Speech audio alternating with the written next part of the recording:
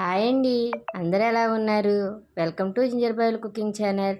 ఎప్పుడూ పిల్లలకి దోస, ఇడ్లీయే కాకుండా గోధుమ పిండితో ఈ విధంగా ఒకసారి ట్రై చేయండి.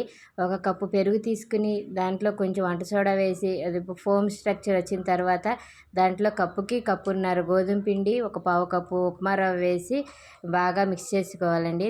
తగినన్ని నీళ్ళు పోసి మనం పునుగులు కన్సిస్టెన్సీ వచ్చే వరకు మిక్స్ చేసుకోవాలి.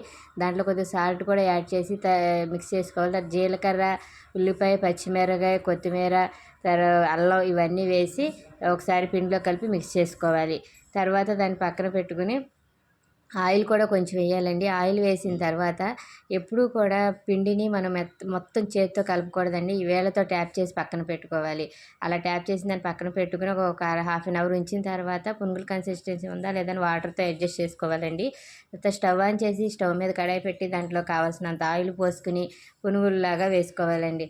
ఇలా వేసుకుంటే అంతే, ఎంతో టేస్టీ అయిన గోధుమ పిండితో బోండాలు రెడీ అయిపోతాయి. దీన్ని కాఫీతో సర్వ్ చేసుకుంటే చాలా టేస్ట్గా ఉంటుందండి.